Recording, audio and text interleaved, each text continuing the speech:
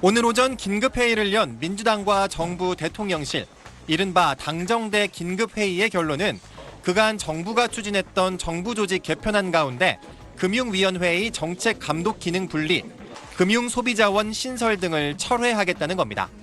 오늘 오후 본회의를 앞두고 민주당은 정부조직법 강행 처리를 밝히고 국민의힘이 반발하며 합법적 의사진행방해 필리버스터를 예고한 상황에서 일단 야당의 협조를 얻겠다는 보관이라고 민주당은 설명했습니다.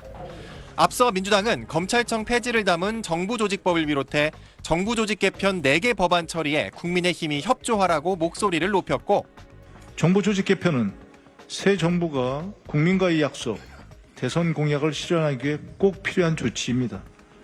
정부조직 개편이 신속하게 이루어질 수 있도록 국민의힘의 대승적인 협조를 촉구합니다. 국민의힘은 4가지 법안을 정부조직계약 4법으로 명명, 최장 닷새 동안 필리버스터를 하기로 뜻을 모으며 맞불을 놨습니다. 정부 조직 개편의 문제점은 다분히 감정적인 분풀이 보복성 개편이라는 점입니다.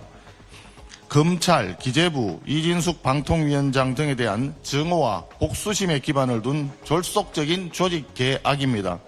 필리버스터는 시작한 지 24시간이 지나면 재적의원 5분의 3 이상 찬성으로 종결할 수 있는데 4개 법안마다 필리버스터 종결이 필요한 만큼 진행될 경우 오는 29일까지 닷새간 이어질 전망입니다. 정부 여당이 금융기구 체계 개편에 한 발 물러선 상황, 본회의를 앞두고 여야 원내 지도부 간 협상이 계속될 것으로 보입니다. SBS 이경원입니다.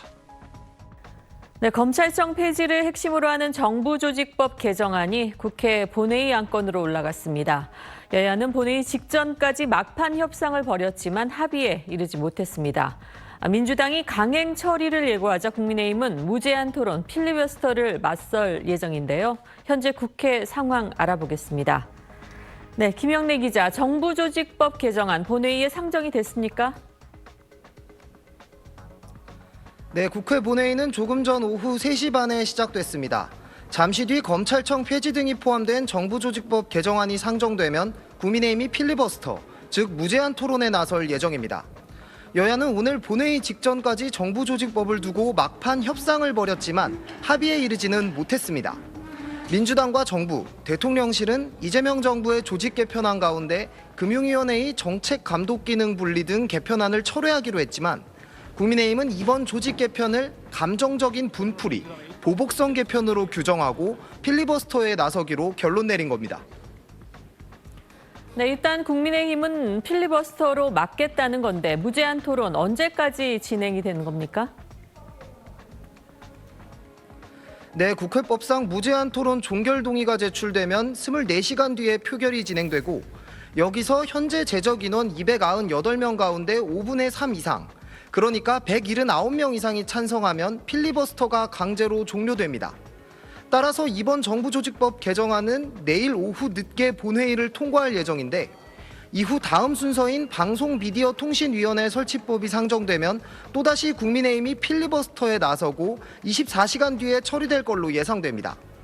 뒤이어 국회법과 국회증언감정법 개정안도 똑같은 과정을 거쳐야 하기 때문에 4박 5일간의 필리버스터는 오는 29일에야 끝날 전망입니다. 지금까지 국회에서 SBS 김영래입니다. 민주당과 정부, 대통령실이 어제 고위 당정 협의회를 열고 정부 조직 개편안을 확정했습니다. 여건이 예고했던 대로 검찰청은 역사 속으로 사라지게 됐습니다. 검찰의 수사와 기소 기능을 분리해 수사 권한을 넘겨받는 중대범죄수사청과 기소 업무를 수행하는 공소청이 각각 신설됩니다. 법무 분야, 행정안전 분야, 논쟁이 제기됐던 중수청의 소재는 민주당의 중론대로 행안부 산하로 결정됐습니다. 시행 시점은 법안 공포 1년 후로 정했는데 검찰의 보안 수사권 유지 여부 등은 국무총리 산하 검찰개혁 추진단에서 계속 논의하기로 했습니다. 검찰개혁 완성은 대통령의 핵심 공약입니다. 선택적 수사, 기소 편의주의 등은 국민 불신의 주된 원인으로 작용해 왔습니다. 기획재정부도 재정경제부와 기획예산처로 나뉩니다. 재정경제부는 경제정책, 세제, 국고 등 기능을, 기획예산처는 예산 기능을 전담하도록 했습니다. 재정관리 기능과 함께 대규모 재정이 수반되는 중장기 국가 발전 전략을 수립하는 역할을 수행하게 됩니다. 환경부는 기후환경에너지부로 확대 개편되고 방송통신위원회를 폐지하는 대신 방송미디어통신위원회를 신설해 방통위와 과학기술정보통신부로 나뉘어 있던 방송통신 기능을 일원화 합니다.